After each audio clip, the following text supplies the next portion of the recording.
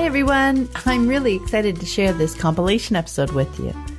In most of my conversations with grown unschoolers, I ask them what advice they'd like to share with newer unschooling parents who are starting out on their journey. In this episode, I've woven together answers from 11 episodes and 12 grown unschoolers. It's so interesting to hear the things that they feel were valuable for them as they grew up unschooling. I think you'll find their answers fascinating and great fodder for you as you contemplate your family's unschooling journey. So to get us started, Idzie Desmarais was the very first grown unschooler I interviewed back in episode 12. She went to kindergarten for a few months, but soon she was home. Their relaxed homeschooling style naturally transitioned to unschooling over the years. So here's what she shared for parents starting out on their unschooling journey. As someone who's grown up unschooling, is there a piece of advice you could share with unschooling parents who are just starting out on this journey? Oh, I guess Or two. I guess I'd probably want to go back to what we were talking about earlier about how learning is in the fun, to maybe stop being so attached to looking for learning and to just focus on paying attention to what's actually happening, to the joy, to the exploration, to the struggle, to whatever it is. Just pay attention to what's happening instead of trying to assign learning to things or create sort of artificial learning moments. To just focus on yourself and your kids and your lives and just try and share a rich life together, and that's where the learning really happens. That's beautiful. Yep, that's exactly it.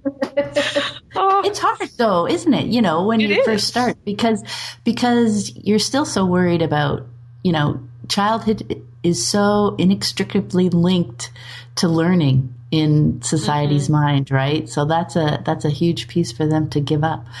It is, and I think even years later, like there can be moments of doubt and moments of, is this right? And moments where you kind of want to grab on to things that look traditionally educational and productive. And I think that's something that you never completely stop fearing, but just to be moving in that direction of letting go of these sort of expectations. Mm-hmm. And looking at your kids, right? Very much so. Or yourself. Yeah. It works just as well when it comes to looking at yourself. Yeah, as long as you cleared that luggage away and you aren't judging yourself. Yes. Oh, for sure. But that's what I mean. Giving yourself the same. Look at what you're actually doing, what's actually happening, instead of having these unfair expectations of yourself or of your children. Oh, yeah, that's a great point. Great point. Thank you very much, Idzie. That's such a great reminder to release expectations about what you think should be happening and pay attention to what is actually happening. When you're fully in the moment with your kids, that's where the unschooling thrives, where fun and learning flows. Now let's hear from Roya Dedeaux. Roya is the oldest of 3 siblings and left school at age 10 when her mom suggested she not go back to school for 5th grade. Here's her advice for newer unschooling parents. As a grown unschooler, what piece of advice would you like to share with unschooling parents who are just starting out on this journey? I would say for unschooling parents who are just starting out, just to relax. Just completely relax. And if you need to give yourself a time limit of how long to relax, give it 6 months. Relax for 6 months. Just let go of anything you think is important. It's not. And I'm talking about brushing your teeth, eating a nutritious, balanced, diet, about going to sleep at certain times, anything. Just relax. Nothing irreparable will happen in 6 months. Just relax. And then the next piece of that is don't let nothing is as important as the relationship that you have with your kid. Nothing. No piece of information, no degree earned, no job, nothing is as important as your relationship with your kid. So when you are struggling with something or trying to make a decision about something or decide how to react to something, I would be thinking, which option connects me more to them? Which option, improves our relationship, as opposed to which option gets them in bed, or which option gets them to brush their teeth, or, think about the relationship first is what I would say.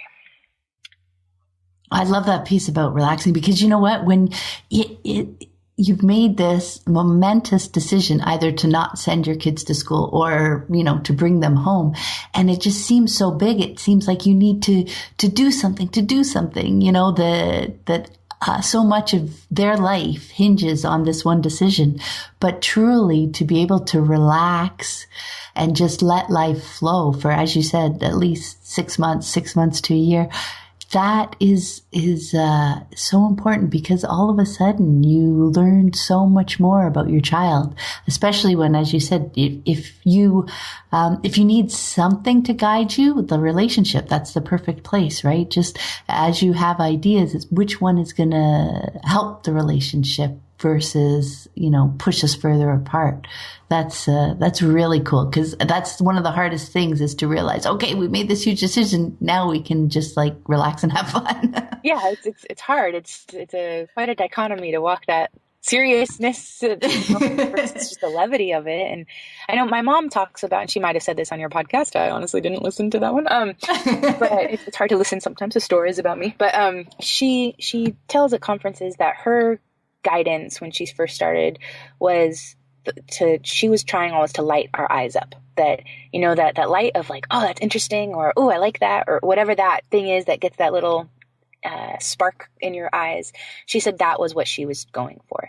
So whatever, if she offered something and we were about it, then she would drop it, and she'd try to find the things that made us interested. And that was kind of her pet project when she was first starting out as an unschooling mom. And I like that.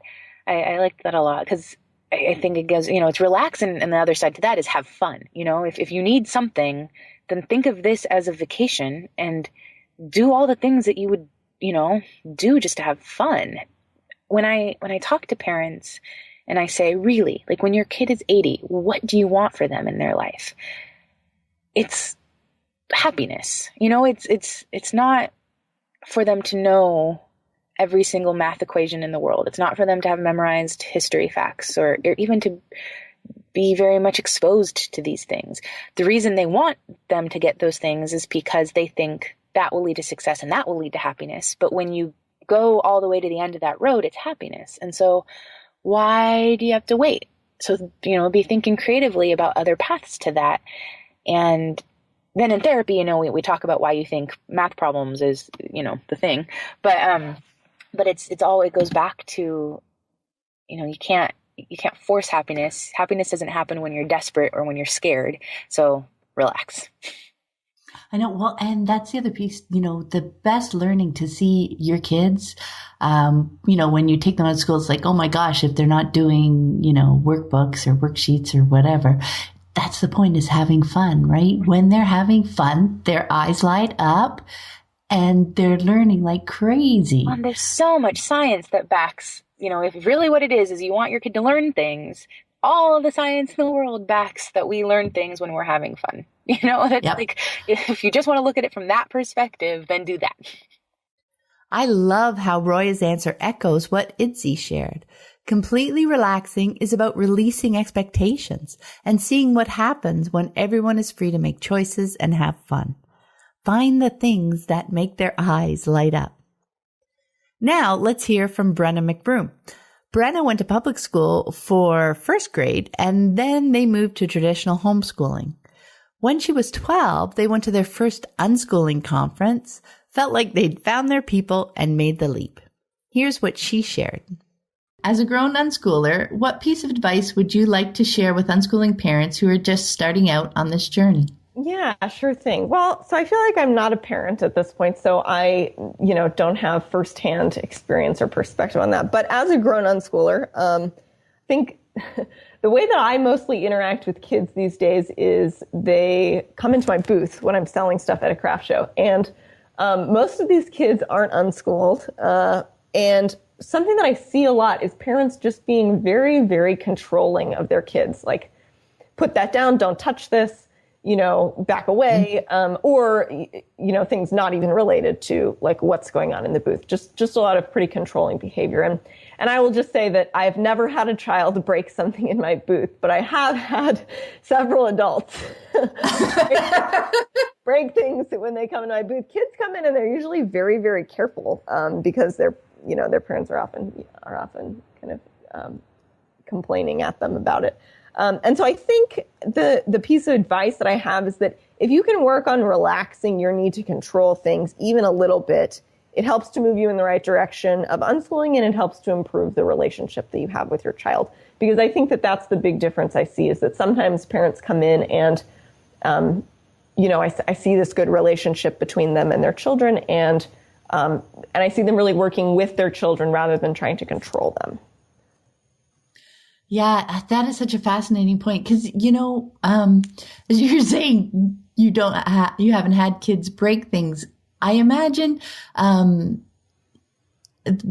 parents jump in with control because they don't think their kids know, but kids are really can definitely be attuned to what's going on around them. And when we jump in and control, we take that power away from them, don't we? Because if they would be going in and being careful on their own, but we snatch that from them when we tell them that they have to do this and they have to do that. Yeah, absolutely. 99% of the kids who come in they're already being careful, but then they're getting this negative feedback from their parents as though they're misbehaving or doing something wrong. Yeah. And sometimes it's kids who are quite old, kids who are, 11 or 12 or 13, who certainly, already have the self-control and, maturity to be able to come in and interact with me as an adult, kind of.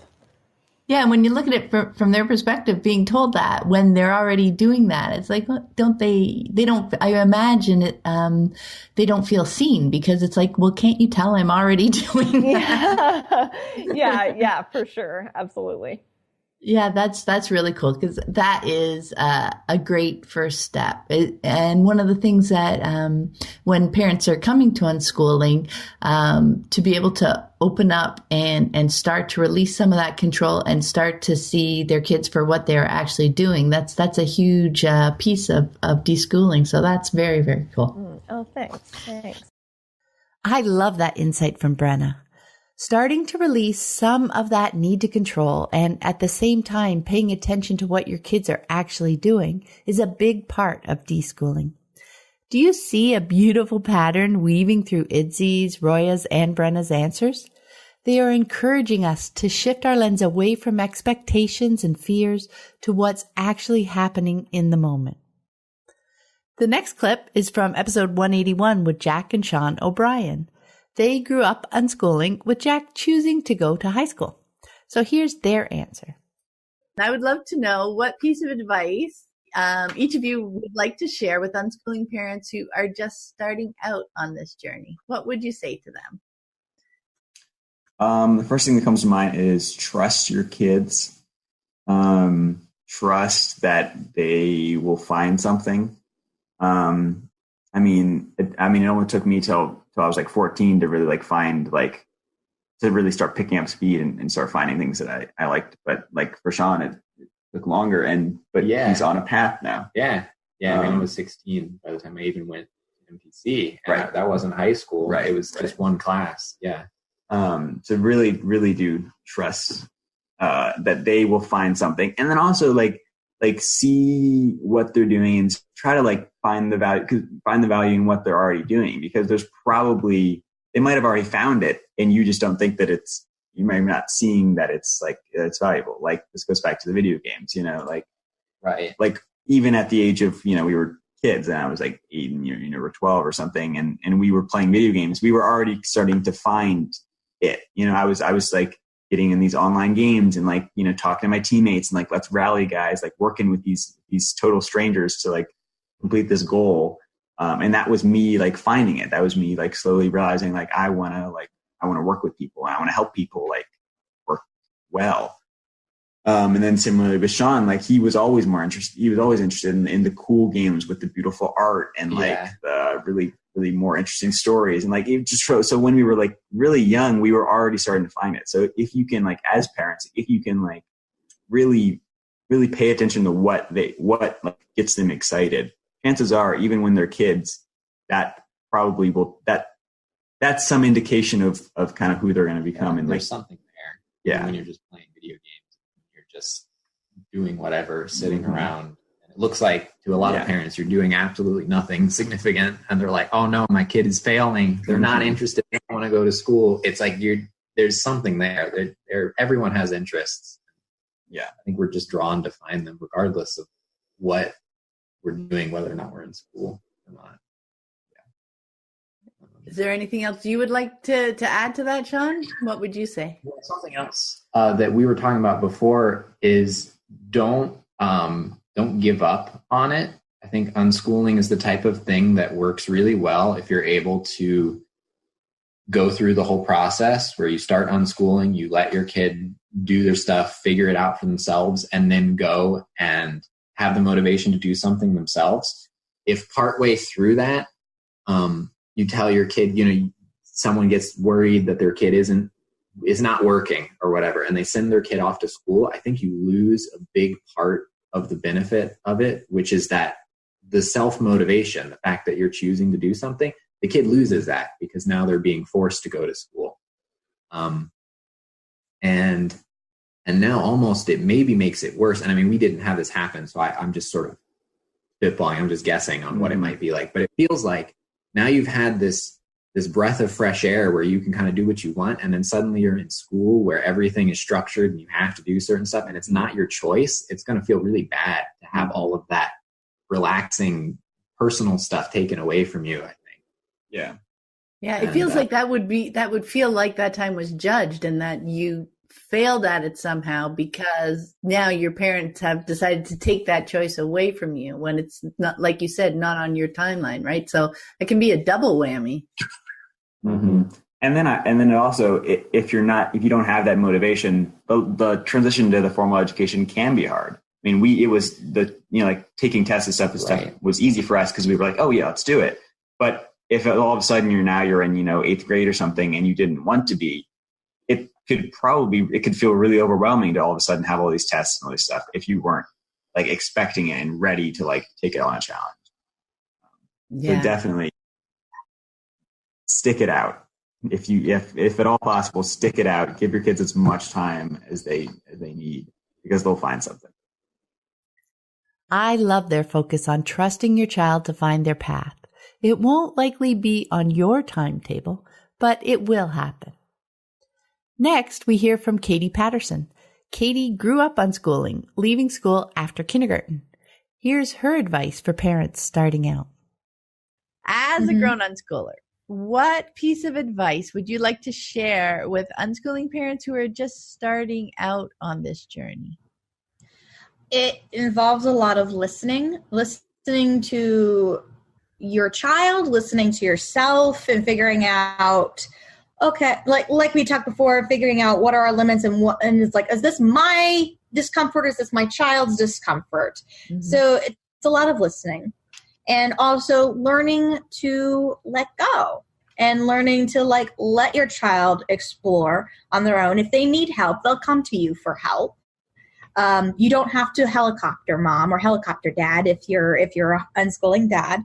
That understand that they can figure it out, and if they need help, they'll come to you. And the second thing I say this in seriousness as well as not so seriousness.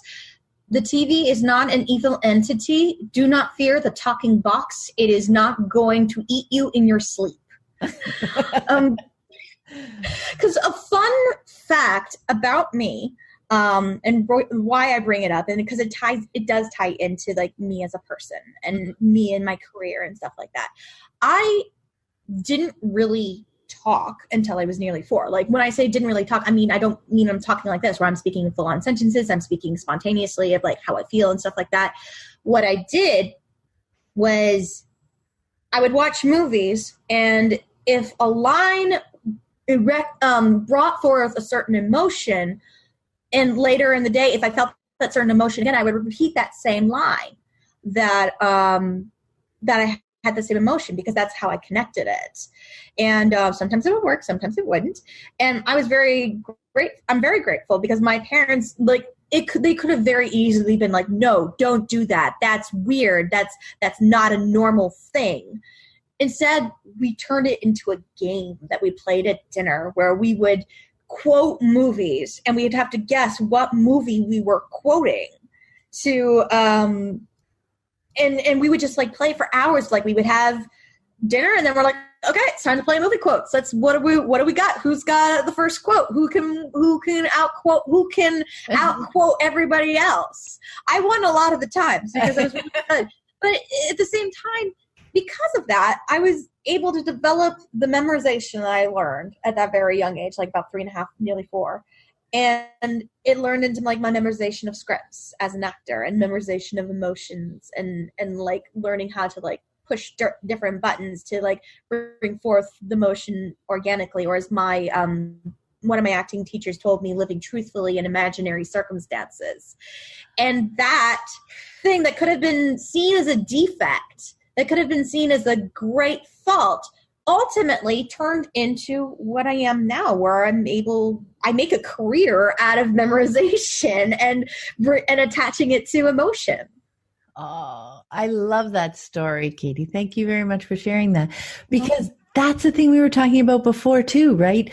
Being open to our kids and seeing our kids, through their eyes instead of through our lens. And like you were talking about, that judgment of this is weird. This is something wrong. This is something we need to fix, but it's not normal. Yeah. Embracing the child for who they are, because like you said, you don't know. And it doesn't need to be that it turned into a career, but that's just what happened. That's just what happened. And we were open to the possibility that this is something that could have been turned into a detriment turned out to be one of my great strengths. Yeah. And it's actually something I'm still really good with. I'm really good with memorizing stuff. Like I always tell my mom, I'm like, Mom, you said this about last week. Did I? Yeah, Mom. I remember. That's it. No matter what, if there's something they're interested in, or some way that they're seeing things or whatever, we don't need in that moment to understand why. It may be 10, 15 years looking back where we go, oh, I see what they were getting out of it. I see the value, the whatever, the connection, and we don't even have to know ever. But what's important is it's really important to them in that moment, right? Exactly. That's how they're engaging with the world. And another thing I'll close out on this one, because I don't know how much time we have left. When it has like I had with like my memorization stuff, don't look at it as like, this is a big detriment. This is a big fault. This is a red flag, that this is bad. This is wrong. This is not normal. Embrace it as a trait that this is who they are. This is what makes them a person. They may grow out of it. They may develop it into something else. It may stick with them. Who knows? But really embrace that. Don't think of it as like, oh no, there's something wrong. It's like, okay, this is what my kid is dealing with. We're going to deal with this. We're going to figure out if the kid needs help, or if I just let it be, or if I help develop it into something else, something that's good. Don't always think in negatives. Try to make it a positive. Yeah, and that's all part of just supporting them and being with them. Because you know what? If at some point they are starting to feel like it's a negative and they want more help, absolutely. The movie quote game is a great story, isn't it? And a wonderful example of embracing who your child is. It started way back when Katie was a toddler, supporting her strengths, and is woven beautifully into the person she is today. Next up is Kelly Nicole. Kelly left public school for greener pastures at the end of 5th grade, and her family eventually settled into unschooling. Here's what she had to say.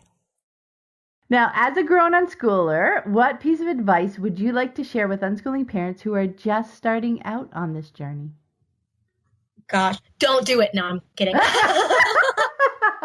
back an hour. Now. Don't. Drop them off at the orphanage. No. Just what I've said the whole time is kids are people. Yeah. Embrace them for who they are. They're not going to love everything you do, and you're not going to love everything they do, and that's okay. They're going to be into things you didn't care about, and you're going to try and get into things that you cared about, and they don't like it. And that's okay. Just love your kids for who they are. And that's like the most important. I think anyone unschooling or not, I see a lot of people who don't have that and don't do that. But kids are tiny people. Just your job as a parent isn't to do things perfect. It's to help them grow and learn. It's to support them. It's to lead them into a healthy life path.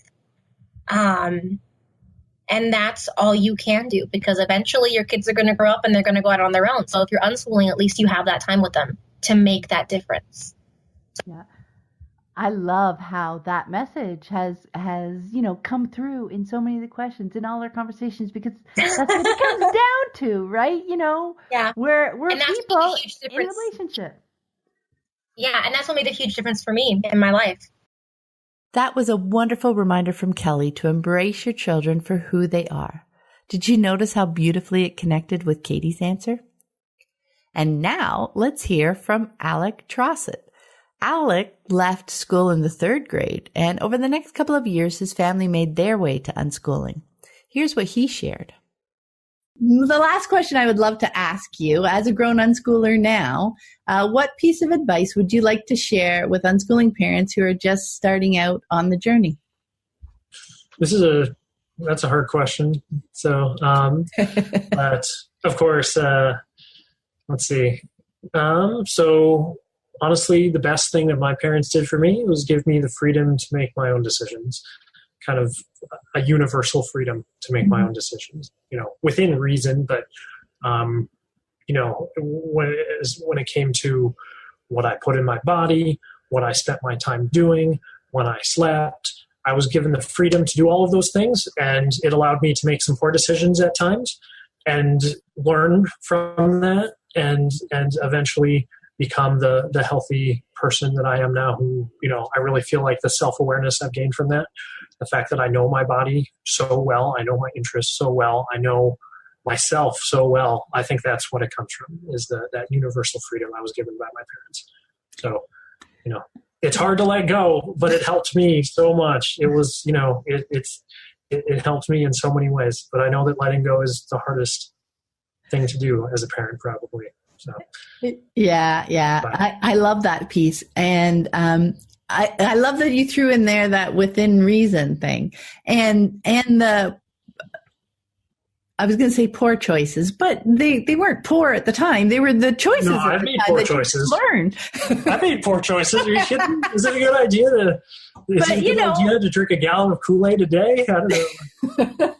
But it tasted really good, and then I didn't feel so great, and then maybe I'll try more water, and now at 25, I'm drinking nothing but water, and everybody around me's got their Diet Coke or whatever, and not everybody, but the rates of drinking very unhealthy things is way up, and I got that out of my system and learned what that does to me on my own terms, and haven't been able to establish healthy habits for myself. So I know it's paradoxical, isn't it? It seems like having the freedom to drink terrible things. Now I don't want to. So, and I feel like having it, if I had it restricted from age, 0 all the way up to 18 or 19 or whatever, when I was an adult, it would be much harder to form healthy habits because I want to be healthy. Because the only thing stopping me from drinking before would have been this restriction. Well, if you're avoiding something because of restriction, then it's not for yourself. You have to learn to do something like that for yourself. And that's what I was able to do from a very young age. Now, and the within reason, of course, I'm not saying you've got a 5-year-old kid and you have sugary snacks laying all over the house and they're eating nothing but that. And, there's common sense stuff too, right? Yeah. Well, I think the within reason bit is the conversations that unschooling parents see. Conversations, yes. Sometimes when parents, new to unschooling parents give our kids freedom, they disconnect. They think of it as, okay, just leave them alone to make their choices. And no, the reason, within reason part is, but it's within the child's reason, but it's having conversations with them. It's helping them process those choices. Oh, gee, what happened after that? Oh, maybe that stomach ache is related to all that Kool-Aid, or, just helping them learn from it, not leaving them to try and figure it all out in the dark, right? Exactly. Yeah. And that is, you brought it up, but the other thing I would have said if I had thought of it myself first is definitely the communication. Unschooling is not unparenting. They're unrelated. There's no connection between the two. And my parents also always communicated to me and wanted to make sure I knew that, yes, those unhealthy things I was doing were unhealthy, and they wanted to make sure I knew that while I was doing it. But I still had the choice, and that's what allowed me to choose not to do that anymore for myself. So, well, yeah, because when someone's telling you, when they take away that agency, when they take away that choice, then your choices aren't about you anymore. You know what I mean? Like, if they were judgmental they were sharing information about, oh, you might not be feeling well because of X choice, right? But if you could tell through their tone that they were trying to control you, your choice would be more in reaction to their kind of judgment than would be to you actually learning, gaining that self-awareness and making that choice for yourself, right? Yeah. Yeah. Exactly. I love Alex's insight into the value of having both the freedom to make choices and open communication with his parents. Choices and communication, they weave together brilliantly, don't they? Now, notice how the freedom to make choices comes up again with our next grown unschooler, Max Vernoy. Max always unschooled. When he hit school age, his parents asked him if he'd like to go, and he said nope. Here's his advice for parents starting out. As a grown unschooler now, with years of unschooling under your belt, what piece of advice would you like to share with unschooling parents who are just kind of starting out on this journey? Maybe they've got young kids, or maybe their kids are a little bit older, but they're just discovered it. They're just diving into it. What advice would you give to them? I think giving your kids the choice, the option to make choices in their own life is a huge benefit to them, including allowing your kids to make the wrong decision. Because I think making the wrong decision can be a huge benefit to growing your character and to learn about yourself. And I think a lot of parents get too caught up forcing their kids to make the right decisions that their kids don't even learn how to make decisions.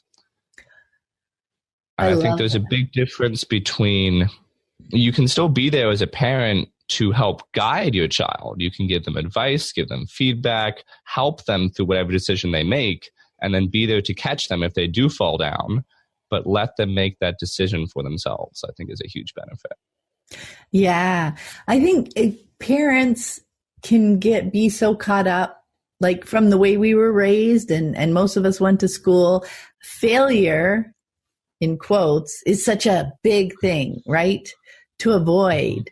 It's like, oh my God. And so we want to try and save everybody we know. I mean, our kids, our spouse, everybody. It's like, no, I know what's right. That's not going to work out, right?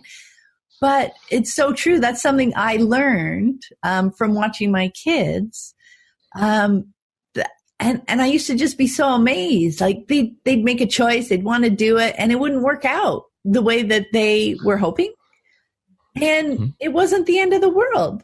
Like I'd be totally, in shame and embarrassed and judging myself for having made the wrong choice in that moment because I didn't get what I wanted out of it. But no, they just learned from it. And they just like got right back up and was like, oops, that didn't work. I'm going to try this. So try this. And I think that was something that I learned from my kids so much, and how valuable it was to just be able to make the choice. Because, I mean, you're always making the best choice for yourself in that moment, right? I mean, you're not thinking, this would be, this thing has the best chance of working out, but I'm going to choose something different. Typically, no. But yeah, what do you learn? You learn, oh, I was missing this piece of information, or I didn't understand how big that impact was going to be. Like, there's a million things. And like you said, you learn so much from it. And having your parents around to help you just process that, figure out what it is that didn't work out as you expected, etc. There's just so much learning, again, about ourselves and about the situation and about how to make choices, right? Oh, I didn't consider this, or I didn't consider that. There's just so much in there. I love that. Now, is there anything else from your unschooling experience that I didn't ask you about that you think would be helpful for people trying to understand? Like, I know so often they enjoy hearing from grown unschoolers, right? Because they're choosing this lifestyle, but you know, their kids are younger and they don't know how it's going to turn out. And I think that's something that they really enjoy. So was there another piece of your unschooling lifestyle over the years growing up that you thought was really important for you? I think just being respected makes a big difference. If you want to raise a kid to be respectful, respecting them is the best way to do it. That makes sense too, right? It's not when you think about it, because it so sounds obvious when you think about it. When you think, I know, right? It seems obvious, but so we grow up being taught that, you know, you just you respect your parents, like automatically. That's just something that parents should expect of their children rather than earning it, right? Mm-hmm. And by showing that respect to them and treating them as a real person, as a human being, that's what helps them understand what that means. You know what I mean? Like, yeah. It's almost so self-evident, it's hard to explain. Yeah. Again, thinking about it, it's kind of obvious, but in every single little moment, it's hard to think and remember to be kind and respectful with everything you do, because life is hard. Mm-hmm. Life is full of various things that you have to deal with, especially as a parent raising children. There's a million things you have to worry about. And sometimes being respectful to your kid is not one of those things that you think about, unfortunately. I love how Max brought being respectful to your child into the picture, and how even though life can be hard, taking that time to respectfully engage with them through those moments can be so valuable, cultivating both trust and respect for each other. Now let's hear from Alyssa Patterson. Alyssa grew up unschooling, choosing to go to high school for a year and a half or so before returning home again. Here's what she shared. So as a grown unschooler, what piece of advice would you like to share with unschooling parents who are just starting out on this journey? Welcome. I honestly, and I'm not one to like blow smoke or anything like that, but I just think it's one of the greatest things that we are lucky to actually be able to do. You know, there are some states where it's a little bit more frowned upon, and depending on where you are, obviously. But I think my advice would be, just because I've seen it and I've had friends that go through it, is make sure when you are raising your kids, because it's a way of raising your children, that you are not putting your fears and insecurities onto them. And by that, it's more of like, I've seen people be like, oh, they're not going to be, I've never heard anyone say it, but they've implied it. It's not hard to miss that they're not going to get asked to prom, or they're not going to get asked to, or they're not going to be popular, or they're not going to have all these things. And you have to, as an adult, I think you have to acknowledge that those are your fears. They don't know those things. They don't. And so I think it's our job when they're little to protect them from those things. And, being popular isn't that great sometimes. And, you know, there's a lot of negative things about, I went to high school, I didn't even get asked to prom. No one asked me. So there's not just because of that, but I think those are yours. And like we were talking earlier about, they are their own individual person, whether it's a boy, it's a girl, transgender, whatever. They are their own individuals. And so you have to accept that you have yours and they're going to have theirs. And I use this analogy with my mom. She asks me questions every once in a while when she has people. She's like, I don't know how to respond about this preteen situation. I was like, you have to think about this. I said, social media, like I said earlier, has taken off in a way that they're constantly accessible, that they are, it's crazy how much access people have to each other now. Mm-hmm. And so it's insane. And so you have to think about this, especially preteens, because I feel like I'm noticing a lot of people pulling their kids out of school at 10 or 12. And I've talked to people that are really struggling with it just because they're 12 years old, don't think they're going to make any friends or anything like that. You have to be very patient and understanding, because they are literally, the way that I put it with my mom is I was like, they are literally going to war every single day with their own mental, if they have their own insecurities that they're beating themselves up on or anything. And they have people literally throwing darts at them all day long because they have so much access. And so they are in a battlefield, essentially. And I said, the last thing that they need is their parents throwing darts from the back. Oh. And it's very sad, but it's very true. And the thing is they're not even mean, malicious things that we're like doing. But I think you have to take a step back and acknowledge maybe they don't want to be popular. Maybe they don't want to go and be social. Maybe they don't want to go to prom. Maybe, their sexuality is different or anything. And I think it's very big to help them. And a lot of people are like, it's my job to keep them on the right path or the good path. And I completely agree that it's your job to keep them safe and everything like that. But it is your job to keep them on their path, because their path is the good path for them. And so it's your job to help them on their path. And just because their path may twist and wind a little bit differently than yours, it's theirs. And so you have to just be really understanding and supportive. And I think really listen to them, because I feel like, especially in the system, I feel like a lot of kids weren't listened to when they would say things. And I've seen a lot of people go down some really, really dark paths, and some people not make it out because they weren't listened to. And so, which is really hard, and no one should have to go through that. And so I think it's very important to listen. And I feel like a lot of people, I've seen tons of quotes about it, is a lot of people listen. So they listen to react and not to understand, mm-hmm. or it's listen to respond instead of understand.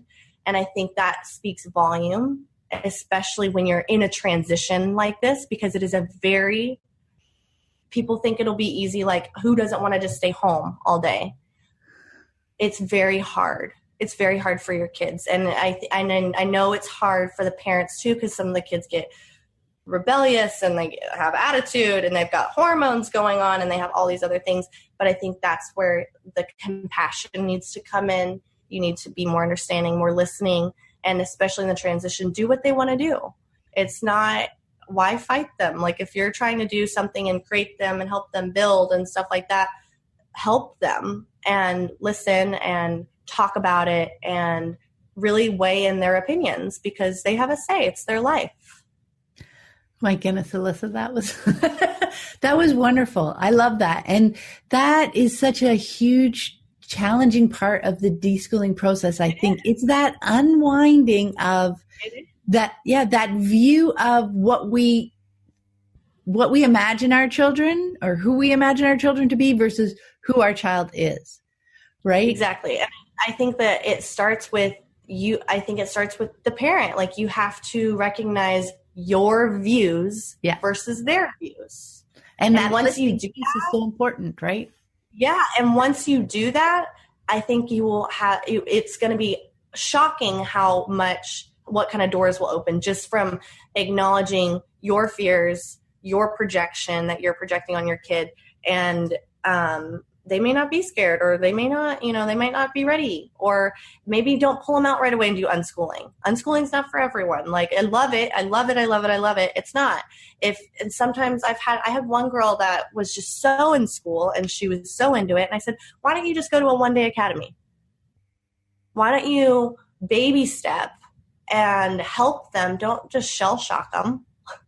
And listen. If this is something they really want and they're really passionate about, then you need to compromise, because like I said, it is their life.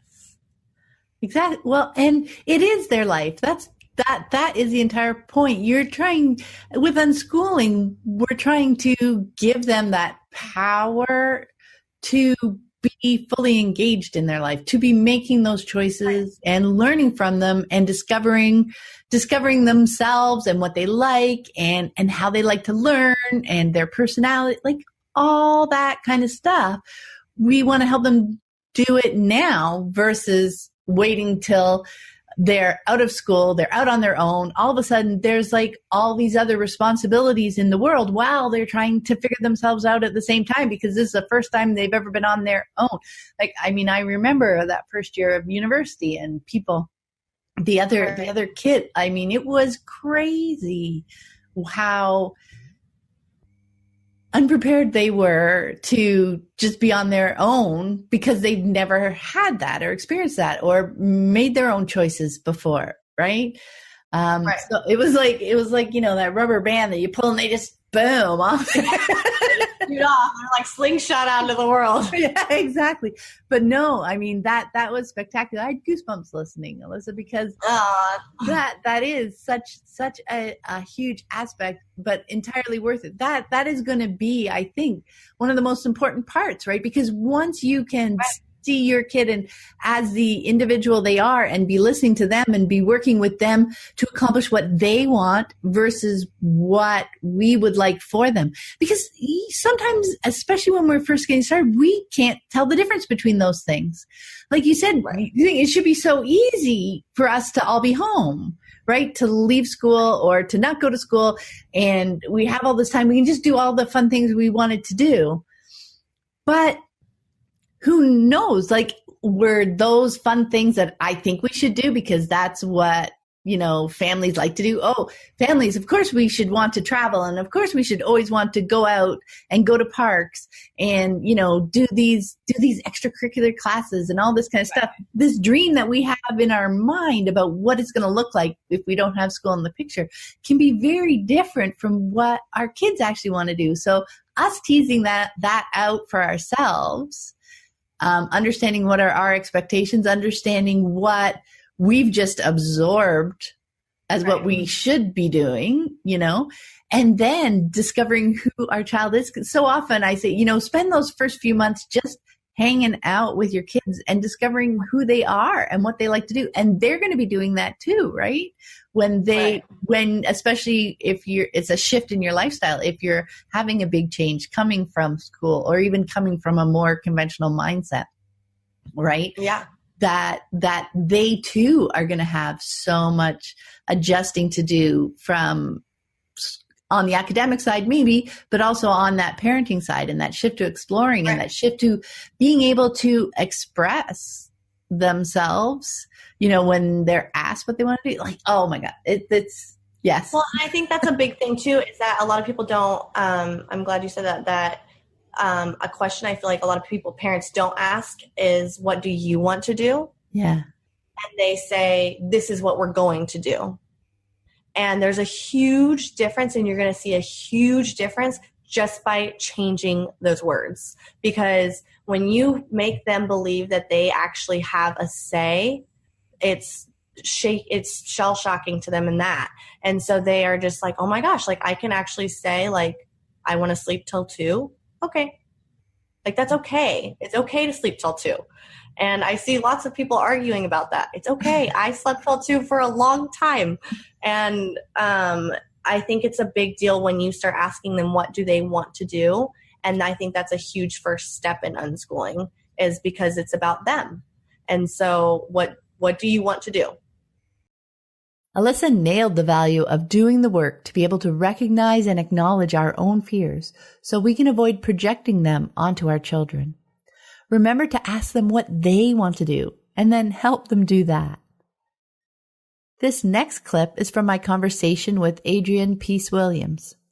Adrienne grew up unschooling and chose to go to high school when she was 15. She shared some great insights about that experience in our conversation, but here are her thoughts for newer unschooling parents. As a grown unschooler, what piece of advice would you like to share with unschooling parents who are maybe just starting out on this journey? Yeah. I thought about this question, and it's tricky because I think every parent and every kid and every community and every environment is different. So it's going to look different for everyone. But I think what I came to is like the things that I have valued, I think the most from my experiences being unschooled was that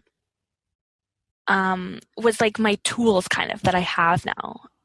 That I think being an unschooler got me, and the parents that I have was like, okay, how do I listen, and how do I communicate my needs, and how do I listen to other people's needs, and how do I know how to ask questions when I don't know the answers, and how do I go into a new situation feeling okay and feeling like, okay, I can do this. And even if I don't know how to do it, I know what my next steps are or how to figure it out. Or, okay, this didn't work. Where do I go from here? And how to live and how to love too, like how to love myself and how to love other people and how to, figure my way around a city and like how to take care of other kids or like how to have a conversation with an adult when I'm 3. Or like, I think knowing how to learn is much more important than knowing math or like knowing how to write an essay perfectly. Because if you know how to learn, then you can go into most any situation and figure it out and know how to have the confidence that that's okay. Like teach your kid that it's okay to not know something. It's okay to, be wrong or like make mistakes, and it's okay to do these things. And those are the situations where you learn. Because if you know how to learn and if you know how to fail, then like you can do anything, I think. Because if it's okay to keep failing, eventually you're going to get it and you're going to learn and how to, love and like work in a team and listen, I think, to your kids. Because I think they'll tell you what they need, even if it's not verbally. I think that, letting them be the leaders, I think is really important too. Yeah. Focusing on like skills instead of specific things and then just following your kid, I think, are important. That's such a great point, isn't it? If you know how to learn and you know how to fail, you can do anything. It's okay to make mistakes. That's often something that as parents, we need to work through because growing up, making mistakes wasn't okay. It meant a big red X, a lower grade, and feeling bad about ourselves. That work is deschooling in action. And our last snippet comes from my conversation with Xander McSwan. Xander left school in the 5th grade when his mom, an education professor looking at studies on human learning and child brain development, decided the best thing they could do for their kids would be to pull them out of school. Here's what he shared. As a grown unschooler, what piece of advice would you like to share with unschooling parents who are just starting out on this journey? I know we talked earlier about the cocoon phase, if that happens. Yeah, totally. And I think that is such a big piece to, I think it's probably the biggest learning curve is having heard from sort of like our sort of cultural paradigm that as a parent, you're sort of like so responsible for your kid to be okay. Yeah. And if they aren't like behaving in a way like a kid on TV behaves, then you're a failure as a parent. And I think that a really big part of unschooling is sort of slowing down and learning to really trust in your kid and in the relationship you have with your kid, and to let that kid blossom in exactly the way that they want to and that they're meant to. And I think the most powerful thing any parent can do for a kid, in my opinion, is to be there, to sort of stand as this like smiling, supportive witness, and watch the kid grow into their perfect expression of who they want to be in the world. Yeah. And that can be really hard to do as a parent. That's a huge question, like a huge request to make. And I think there's, like, I haven't heard research or stories that have led me to think there's anything else that comes close to having as much impact in a kid finding happiness and meaningful engagement in their life. Yeah. I love that. I love that word witness rather than direct. Right. Yeah. I really love that's a great way to put it. To be there and that positive, trusting, supportive, so I guess supportive is it, witness to their lives and encouragement. And acceptance of who they are, right? That totally. That's that huge piece, especially when you come from school. With school, there's this, model that everybody's supposed to get to, right? Yeah. Doing well and listening well and doing what you're told and everything, but to help them, to give them the space and time and support to find out who they are. Yeah. Right. That was great. One of the projects I work on now is I volunteer in prisons, helping inmates to sort of get to know themselves and come into a greater sense of sort of like emotional understanding. And a really huge part of what we're doing there is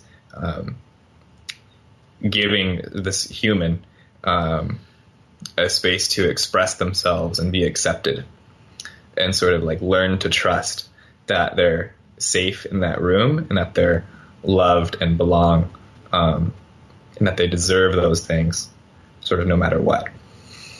And if you can give that to someone while they're a kid, before they make a mistake, I think as humans, we're so like to have a sense of like safety in our body. Is so dependent on having a sense of belonging and having a sense of like family. And I think to let a kid know that they're accepted and that they're loved no matter what in such a tangible way as like really being there to support them and them making their own choices, like nothing can do so much to really set a kid free.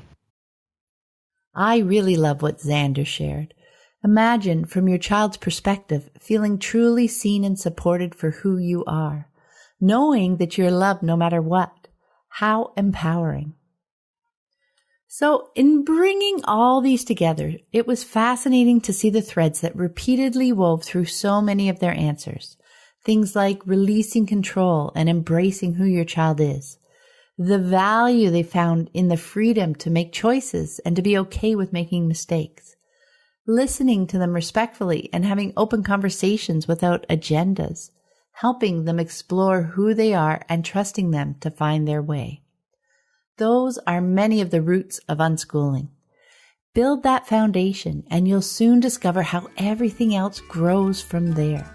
Curiosity and lifelong learning. Strong and connected relationships. It's amazing. And remember to have fun with it.